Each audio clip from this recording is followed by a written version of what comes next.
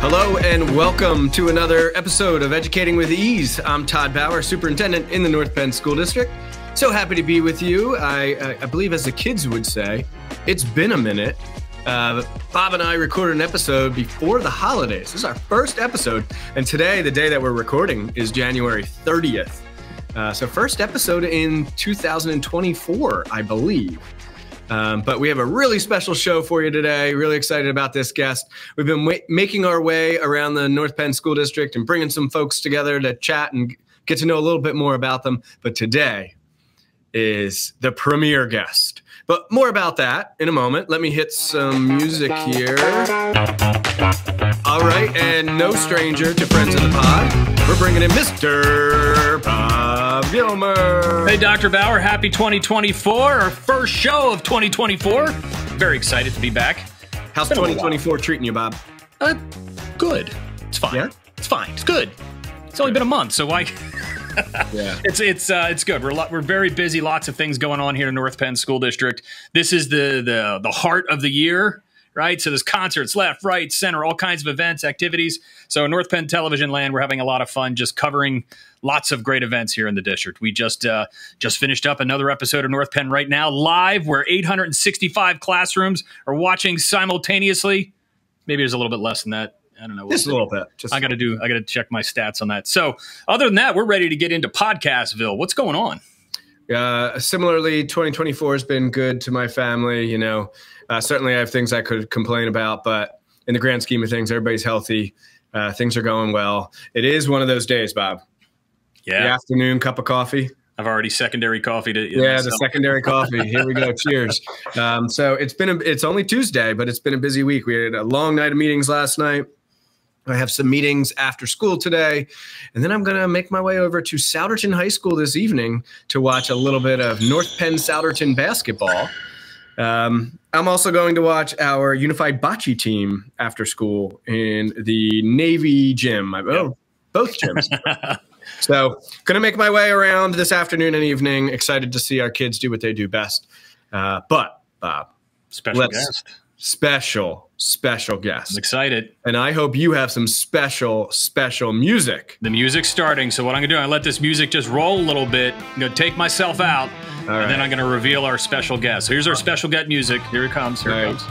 We got our special music. And ladies and gentlemen, all fans of the pod, I am so thrilled to share with you someone who is not a stranger to those in the North Penn community, a beloved figure, fearless leader, and certainly a mentor and dear friend of mine. I am pleased to introduce to you Dr. Curt Dietrich. There he is. Dr. Dietrich, how you doing? Great to see you there, Todd.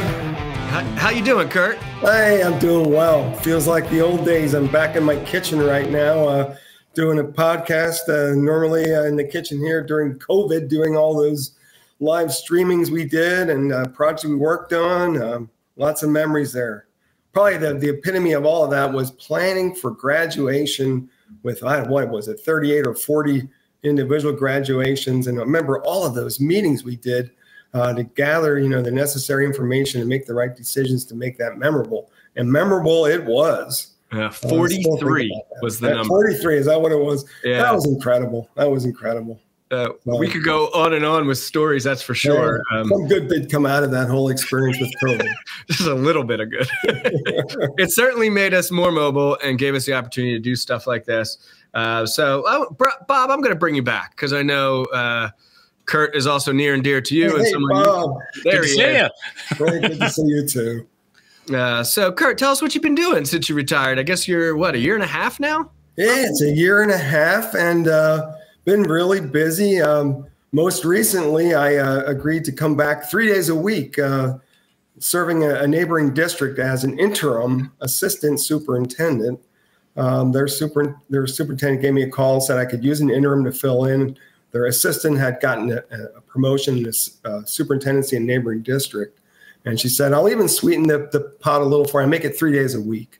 There you go. I couldn't say no. I really respect the individual and enjoy working with her and serving that district. So doing that 3 days a week, I've been really busy. My wife and I are volunteering quite a bit of time, particularly my wife, helping families get back on their feet again, perhaps the mom was in a shelter or in some sort of situation where, they just need to get back into housing. So they need to have, beds and furniture. So, I'm driving the car, hauling bunk beds and things and erecting, things like that to help them out. She does the overwhelming majority of the work, on that. But I'm a helper on that to help some people get back on their feet again. So that's taking quite a bit of time, but it's really has a good feeling and rewarding. And of course, grandkids. I mean, my, oh my, oh my. Number 7 is due here at the end of March. Congratulations. Yeah, that's awesome. I tell you, nothing beats being a grandfather. So enjoy that tremendously. And any opportunity we have to be with grandkids is great. So lots going on there. I could go on and on. We bought a townhouse condo up at Penn State. So that's another property to maintain, but we enjoy being there for, events. So lots of good things happening. Well, I knew that when you retired from North Penn, there was no way there would be a little, you would not be doing a little bit of things. So, so happy everything's going well for you. Well, I'm appreciating being back doing that interim job. It just feels good. It's something I've done that, I feel pretty good about, and helping people solve some problems and move that district forward. I met a lot of wonderful people there, and I enjoy mentoring individuals. So I'm spotting the people that I think have potential and have aspirations to move on through their career, and trying to help them and move that district forward. So that has a good feeling. And also it's a good feeling to know that the job won't go on and on and on. As soon as they get it filled with the permanent person, then I'll exit. So I'm enjoying that tremendously. I also had an opportunity. I was mentoring a superintendent in California all through Zoom, but I enjoyed that too. So, that kind of working with people, that fills my heart with joy. Yeah, that's certainly in your wheelhouse. I can point to a million different things that you helped me with over I guess you and I worked together for 6 years. But I find myself on a daily basis, maybe hourly basis, Curt, being like, what would Curt do? Or I'll say things will come out of my mouth. And it's almost like, when you say things that your father or your mother said, and you're like, oh, it's like, so what would success look like here? What is our desired outcome? Yes. So all right. There are reverberations from Curt Dietrich there. That is for sure. So tell us. So we can't do this as a segment for everybody, but I think there's 2 questions here. It's things you miss about being superintendent, and I know you're doing an interim bit, and things that you do not miss about being superintendent. So it's not a new segment, but for this episode, new segment alert, things you miss, things you don't miss about being superintendent. I think, it was hard. It was hard going from 100 miles an hour to a screeching halt, and suddenly all that you were working on, isn't there for you to work on that morning when you get up that day. So that was really hard, and I missed the people, and I missed the challenge of taking on projects and trying to figure out a way to get it done. So that was big. Just all the people, and as I said earlier, I really enjoy at my age mentoring younger administrators and bringing them along. So that was something that was hard, and like I said, I did find a place to do a little bit of mentoring with the superintendent in California. I expect I might be doing more of that in due time, and doing that now in a district near to North Penn. The things I didn't like about the job, or wasn't particularly favorite parts of the job, are still the things I don't particularly care for in the job. So trying to grind out some paperwork to meet a mandate from Harrisburg, it's not necessarily glamorous work, but you figure out a way to get it done. How about those snow days? What about snow days? Snow days, hey, it is what it is. I think of you guys when it is snowing, and I think, what might I do there? I was helping the superintendent where I am right now with dealing with some high water. That district suffers from a lot of creeks that overflow, and it could be a challenge. And I was really trying to dive into the data on if it's at 13 feet now, how many feet is it expected to go to? What does that look like, and what does that mean? And does that mean it's going to flood out all the picnic areas alongside of the creek, or does it mean, more importantly, it'll close roads? So that part of it is interesting. But yeah, the things that you don't particularly care for, they're not going to change. And they are what they are, and you do what you got to do, and you get that done. Still not a fan of long board meetings. Board meetings, if they can get those accomplished in a short amount of time or a reasonable amount of time, that's good. If it goes on and on and on, then you start thinking, why are we doing this long? Can't we make a decision and move along here? So that hasn't changed. Interesting that his list for things he doesn't miss is a little bit longer than the things that he does, Bob. What do you think? And all appropriate. Yeah. Appropriate. Curt, I will say, there are obviously things in the last year and a half that where I've made mistakes, of course. But Bob, I think so far I'm undefeated on weather calls. Cool. Yeah. I got a pretty good streak going. I think you just cursed the whole system. I did. It's all over now. Yeah. But we've had a couple early dismissals, a couple closures, a couple where I held steady. It was like, you know what? We're not closing. We're not doing a delay. And other districts did. And they've worked out for us, fortunately. But the day is coming where I'm, public enemy number one, where I make a mistake on that. And it's not easy, that's for sure. I certainly appreciate you doing it for 12 years. All right. So tell us a little bit more about, you are familiar with working with boards in the superintendent's seat, but now you're involved in board meetings at a different level. I am. Help yourself. Tell us about that. Well, in our little small township here, Low Hill Township, a small, mostly rural, suburban township, just north of Fogelsville in the Lehigh Valley, so the northwestern part of Lehigh County. There were neighbors here that were tugging on my sleeve saying, Curt, can you help us? Can you get involved here? I chose not to while I was still, employed at North Penn. But right after that, I started getting involved in our township meetings. And there are 3 proposals to build warehouses here in our township. And they really don't fit for the infrastructure that we have, the roads that we have, the lack of public water and public sewer. It just doesn't feel like it's a good spot for these warehouses. So I did get involved in that. It has been really interesting. All 3 of them, actually, the proposals are in court now. So we're struggling through all of that. I'm trying to be helpful. I am, chair of the Board of Supervisors in Low Hill Township now. So I did get elected. I was initially appointed, and then I got elected the most recent municipal election there in November. So I was elected chairperson at reorganization in January. So trying to lead that township. Again, a small township. The total budget for the township's I think $1.2 million. So a lot different than the North Penn days of $300 million. But it's important work, and we're trying to work on zoning and work to preserve the rural character of this community. At the same time, have appropriate smart growth that makes sense for this community. And very importantly, the topography in this community is really interesting, that we have a lot of rolling hills. So part of the community does have state game lands. It also has the Lehigh Trexler Game Preserve with the Lehigh Valley Zoo. So, a big portion of the township is protected from, development.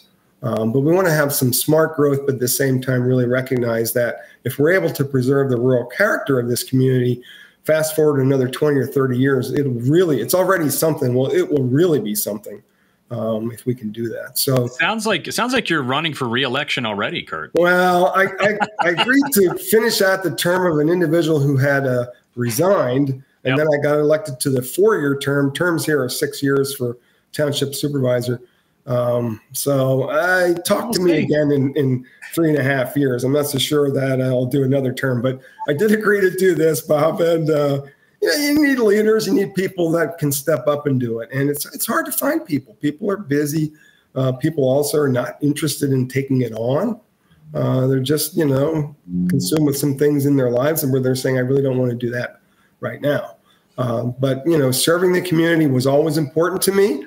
I was a board member for school board 16 years. So, you do that. And it runs in the family. You go back generations, and that's what many of the Dietrichs did. They were involved in trying to help and work with the community like that in positions of leadership. All great things, and certainly you have the resume and the skill set to be successful. That's great. All right, before we get into our fun little segments, I do have one very, very serious question. Do you still wear a tie? So for this interim job, I do wear the tie. Okay, all right. But any day without a tie is a good day. Trust me. Mr. Scrocky's trying to make a movement here in North Penn. He's like, education is the only industry where people still wear ties aside from the courtroom. He's like, we shouldn't be wearing ties. And I just can't help myself. Okay. All right. Well, I haven't heard that from Mr. Scrocky. I need to connect with him again sometime. Well, let's just say a zebra doesn't change her stripes. I got you. Well, I certainly understand the ties because I'm wearing them again. So I had to, take the suits back down and have them dry cleaned again because they've been collecting dust in that closet for a while. Yeah. But they're back on again. Got it. Well, do you think you'll continue with the interim gigs after this stint is up? Well, it's a great question. I tried to time it right too. I quite frankly did have an opportunity that I chose not then to pursue any farther for something that would have run from the beginning of college football season until the end. And I thought, do I really want to be doing, an interim during that time period? So this worked out. The timing was perfect. It was, the end of November until they can fill the position. So I don't know. We will see. I enjoy the work, but, you enjoy retirement too. So there's some things you want to make sure you get time to do. Right now, a few of those things are in the back burner. So we'll see. All right. And last thing. What is one thing you want to do that you have yet to do in retirement? That's a great question. I think I would like to travel more than I've had the opportunity to travel. Okay. We talked about that, pre-retirement, and I just haven't been able to really put it together yet because it's just been one thing after the other. This township matter really ended up taking more time than I had anticipated. So, we're dealing with some real challenging issues in addition to the warehouse. We have a road issue that's really significant. The whole road gave away. It's along the Jordan Creek and steep bank. And suddenly, with this weather we've been having, we saw a big part of the road just kind of wash away. So you have issues like that to deal with. So, but yeah, there's some travel plans. I haven't been able to get to those yet, but they're definitely in the works. Got it. All right. Now is a good time to pause for station identification. Going a little bit longer this time. Stand by. Say my name. WNPV 98.5 FM, 1440 AM, Lansdale. There it is. Okay. Right, all right. WMPV, North Penn. Lansdale. Sorry. Lansdale. Yep. All right. All right, Curt, thanks so much for that. Now we like to play just a little game here, some questions. You can go first or last. Your choice. We got a segment first. What's the segment? I need the segment intro. What is it? Well, hold on. I want to see if he wants to go first or last. I'll go first. I'll go first. Okay. All right, so, Bob, we're going to start with small wins. There's small wins theme right there. All right, we got the music there. So, Curt, just something tiny, a small win. Sometimes our guests get a little carried away and make it big wins, like saving someone's life. A good example is, I think the first one, Bob, you said pumpkin flavoring or pumpkin latte. Pumpkin coffee at Wawa, yep. And I said, I like a good campfire. Small win. That's a small win. Yeah, so give us a small win, Curt. Something that's happened to you recently that you would characterize as a small win. Oh, I think I got a small win out of working with my grandchildren. My little grandson took his first steps right there with me as I stood there by his side. So that was pretty awesome to experience that. That is a big win. It might be a small moment, but a huge. It was cool. Was really Mom and Dad around, or were you solo mission with them? No, they were here too. Dad was actually not in the room at the moment. He had gone out to get something out of the car, but Mom was there too, and she saw the whole thing, and everybody got pretty excited. So that was cool. That is really, really cool. Oh, congrats. Thank you. Exciting. All right. Mine is small, but so my son and I, and you both have met him. His name's Brady. We tend to butt heads a little bit, especially when it comes to competition. Perhaps we're wired the same way. I don't know. Anyway, there are times where he and I shouldn't speak to one another because it's just not healthy, right? So after a game, for example, well, he came in the door last night after practice, and I asked him a question. I wasn't there. I asked him a question, and he was very short with me. Rude. For an 11-year-old, he was rude. And I just knew, okay, now's not a good time. And I said, okay, buddy. And I let it go. Later in the night, he goes, hey, Dad, I'm really sorry that I was rude to you. And I was like, that's my small win tomorrow. I didn't say anything. I didn't coach him through it. He just approached me later and said, I'm really sorry. So that's my small win. That's great. Gotcha. Well, Dr. Bauer knows my son is home in between leaving Texas from his training for Air Force to going to the UK for his deployment. And originally, he had said his flight to the UK was going out on Sunday, February 11th, which is Super Bowl Sunday. And I was like, we always have a big bash on Super Bowl. I'm like, okay, I guess there's no party this year. And then a day later, he called back, hey, good news. I'm leaving on Tuesday. So he gets to be here for Super Bowl, which is great. And I can still have the Super Bowl party. So a small win. We thought we were going to have to cancel it. We've had it for like 20 years. Still going strong. So we'll be able to do that.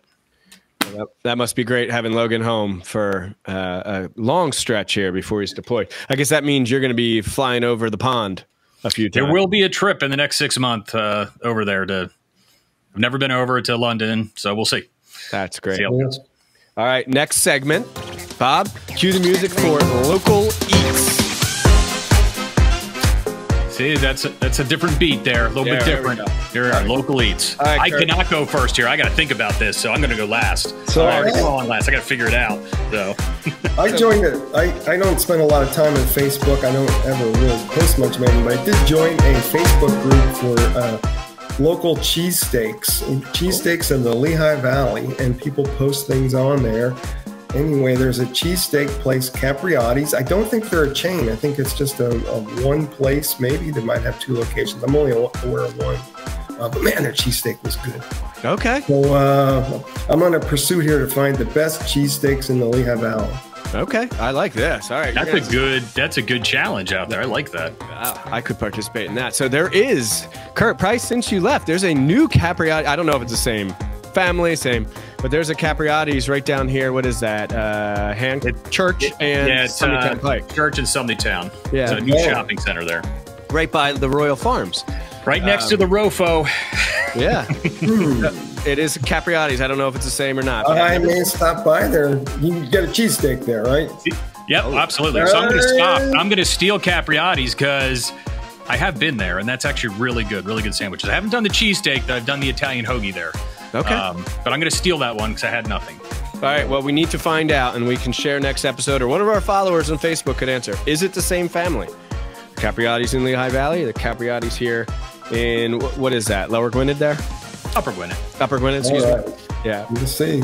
All right, and last segment, and then we're going to do Super Bowl predictions, by the way. Question of the week is, or question of the pod, I guess we have to say. Bob, cue it. If you could go watch live and in person one sporting event, we're talking about Super Bowl here, so one sporting event that you could go see, what would it be? Bob, that was easy. Hey, that was easy. Can I go, or do you want me to just take it away? Oh. Penn State football in the national championship. It's going to happen sometime soon, but I would love to see that happen in person, right there, screaming my lungs out. Penn State football national championship. Let me ask you this. Will James Franklin be on the sidelines for it? That's a great question. He has to show that he can win the big one, man. He hasn't been able to show that so far. Yeah. But we'll see. Some things are lining up that we could have a good season coming up here. All right. Okay. Bob, you want to go next or last? So, yeah, I'll go next. I think Super Bowl, I've had an opportunity to work Super Bowl. And and I gave it up because it was when it was at Giant Stadium, and I have my Super Bowl party. And there was an opportunity to work, and it was really cold. And I'm like, you know what? It's really nice in my house. I'm going to be there. So I think I'd like to go to a Super Bowl. I do not want to go when the Eagles are in it. Oh, no way. There's just too much going on, and I won't enjoy it, right? Yeah. I have a really tough time at the Super Bowl party, enjoying the party at all when the Eagles are playing. So it'd have to be two other teams. Although I would love to be there at the end of it, get some confetti, right, off the field, and then go home that night. That'd be great. But it would be great to be at a Super Bowl. Oh my gosh, to be there. But I have to be there for the week, I think, because you got all those activities all week. I had the opportunity when the year the Eagles won it, and you know, a hefty price tag. Yeah. And so you're weighing in your mind, if I spend all that money and they lose, I'm going to be furious. Absolutely miserable and furious. And then if they win and I'm on my couch with my wife and children, I'll be okay with that. Yeah. So that's what I decided. I stayed home, and I don't regret it for a second. I was with my kids when they won. All right. Mine is, will probably surprise both of you because you both know me fairly well. I don't love golf. I don't golf. I'll golf maybe once a year for like a charity event of some sort. But the nostalgia behind the Masters. I enjoy watching it. I enjoy watching Sunday in Augusta. It's so scenic and beautiful. And when it's like an intense battle at the end, there's nothing like it. I would love to go to see the Masters in Augusta. Have you watched golf before? Yeah. Okay. On a course. On a course. Yes. Okay. Following it. Okay. Yeah. It just so happens my best friend works in that field. He's the head pro at a golf course, pretty local. And I've gone to events with him. Good. I'm not a huge golf fan, though. And I respect the game and all that. But anyway, I would go to the Masters. Just nice. Cool. Yeah. All right. Let's end it here. And Curt, we so appreciate you joining us for this episode. I'm sure our listeners and watchers love seeing you. But let's get a prediction on the Super Bowl. We'll save Curt for last, Bob. Give us a score. Oh, score. Oh, all right. KC 27, 49ers. I hate them. 6. Whoa. Just because that would be awesome. That's why. Okay. Well, I will tell you, not that I pay attention to sports betting or anything like that, but the line on the game is 1.5 San Francisco. So you like Kansas City in that one. Okay. Have to. Yep. Yeah. I just can't. I mean, the last 2 weeks, Kansas City has been an underdog. I think it's foolish to bet against Patrick Mahomes. I'm going to go Kansas City. It's going to be a slow start, and then they're going to pour on the points in the second half. I'm going to go 31-27 Kansas City. Whew. And that 7 at the end, that's like a cheap touchdown at the end. They just get it because they don't have a shot, but it's a cheap 7 points at the end of the game for the 49ers. Well, you said 27-6. Yeah, I know. Oh, so they missed the extra point. For you. So it'll be like 31-7 most of the game, and then they'll get a little touchdown, 49ers, and then they'll get a cheap one at the end to make it 27. Okay. All right. That's what I'm saying. Understood. All right, Dr. Dietrich, take it away. So I'm going with the Kansas City Chiefs on this. I prefer them over, the 49ers. I would have loved to see Detroit in that game. Me too. Dan Campbell had some gutsy calls there, and he pushes it a little bit and, says that's what got us here. So we're going to, dance with the one that brung you kind of thing. But, oh, man, I would have loved to see Detroit. So anyway, I'm going to say 34 for Kansas City. The 49ers, we're probably looking at, it'll be a close game. 34-31. Okay. Gotcha. The other thing I'll say in all this postseason, including the Eagles, every team I've rooted for has let me down. Okay. Thanks. Thanks for sharing that, Bob. All right. Well, with that, I think we organically here, we have a friendly little wager. Whoever wins has to buy the cheesesteaks. The three of us will do Capriati's. Yes. All right. Okay. Whoever is closest to the score. It's kind of like when you get a hole in one, you got to buy everybody. Yep. Yeah. So in this case, all right, there we go. All right. Well, that does it for this episode of Educating with Ease. Bob, Curt, thanks so much for your time today. It was great catching up, and let's do it again sometime. Real pleasure. Thank you, guys. Take care, everybody.